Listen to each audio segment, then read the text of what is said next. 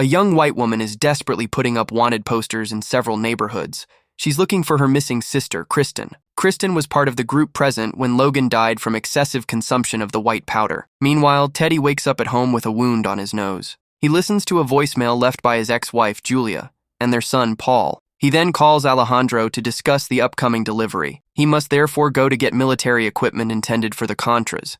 Meanwhile, Franklin, accompanied by Leon and Kevin, goes to Claudia's exclusive club to offer her their white powder. Franklin introduces his two friends, but Kevin acts like a child, and Claudia pushes them out. Franklin stays alone with her and takes out 4 kilos of white powder to convince her. Claudia buys 2 kilos, impressed by the purity of the product. She advises Franklin to aim bigger than his neighborhood if he really wants to succeed. Later, Franklin and his friends savor their success until Melody arrives. Everyone wants a taste of the product, but Franklin stops them. Rule number 1, never touch his product. He gets angry and chases them away. Meanwhile, Gustavo and Lucia go to the hospital to see Hernan, head of the Los Monarcas network.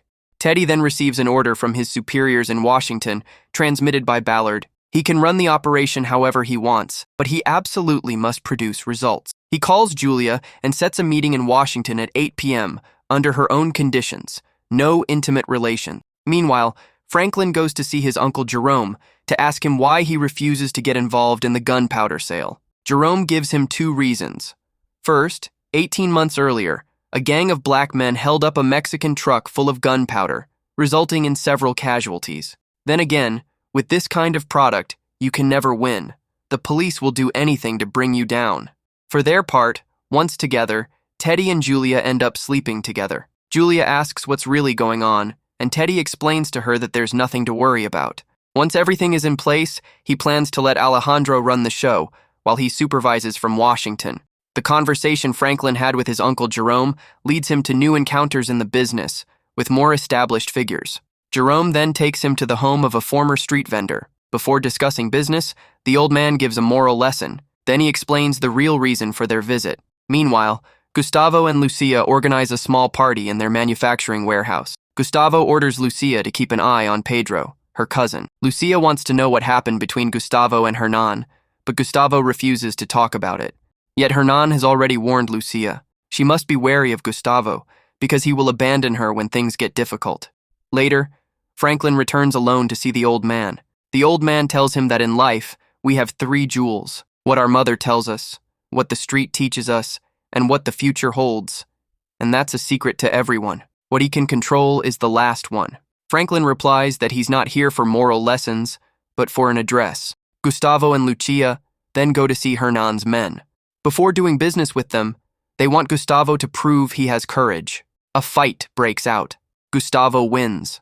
At the meeting, Gustavo defends Lucia against a flirt, earning him Stomper's respect. This opens the door for them to have their own distribution line, bypassing Pedro. For his part, Franklin goes to see his mother. He gives her a gift for her and her co-workers, telling her he's found a new job. He asks for her car, pretending he's going to change the oil and have it washed. His mother, Sissy, asks him to be back in time for dinner. But while he's out, Franklin finds himself in a neighborhood controlled by another network. He's attacked and violently beaten. Fortunately, Gustavo happens to be passing by, witnesses the incident, and intervenes. He orders the attackers to leave him. He saves Franklin and tells him to leave quickly. Finally, Teddy and Alejandro stop to eat somewhere. They come across the wanted poster for Kristen, the missing girl. Teddy asks Alejandro if he knows her. Alejandro replies coldly, "She's one of the girls I eliminated." Franklin returns to see his mother, his expression grim, still scarred by what recently happened in a neighboring neighborhood. He explains that some kids playing baseball broke the driver's side window of the car, but that he's already fixed it. His mother, Sissy, thanks him, but tells him that in the future he should call her before making such repairs. A little later, Franklin calls Kevin and asks him to tell him about Oakland. Meanwhile, Lucia and Gustavo have just made a good deal, and the money is in. They have a celebratory drink, then make love. But Pedro, Lucia's cousin, walks in on them in the middle of it. He leaves discreetly, unnoticed.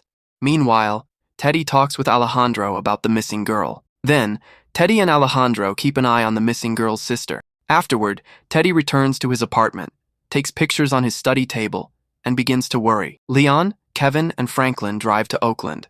During the trip, Franklin, in the car, asks Kevin if his cousin can really handle the deal. Kevin tells him they'll see if they're serious, and that they just have to stay relaxed. Arriving in Oakland, Franklin and Leon begin to get nervous when they see the entrance to the building, but Kevin reassures them. Franklin carefully observes the surroundings. Leon then asks him if Kevin's cousin is on his mother's or father's side. Kevin replies that it's on his mother's side. They meet Devone and introduce themselves. Leon enjoys himself, while Franklin sits quietly, focused on the negotiation. At one point, he gets up to go get Kevin. Meanwhile, Pedro visits Lucia. She explains that they sold the rest of the first shipment because the powder wasn't moving fast enough. Otherwise, Alejandro would have abandoned them. Pedro accuses her of making a deal behind his back. Lucia replies that with Gustavo's contacts, things have become easier. Pedro asks her how long they've been counting on Gustavo. She explains that it's since he managed to speed up production.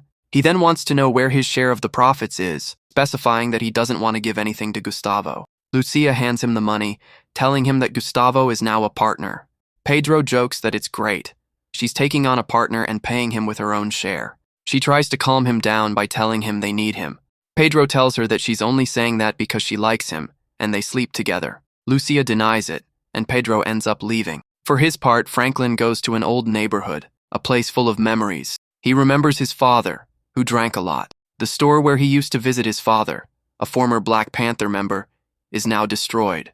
A woman living in the building speaks to her. Franklin asks her if it was really a Black Panther office. She shows him her powder, as if that says it all. Franklin seems sad to see her in this state. He asks her to take him to his suppliers. She asks if he has $20. He gives her the money, and she buys some powder. She wants him to come with her, but he lets her go alone. Franklin then asks the salesman if he can introduce him to the person who makes the powder, promising that he will buy their entire stock.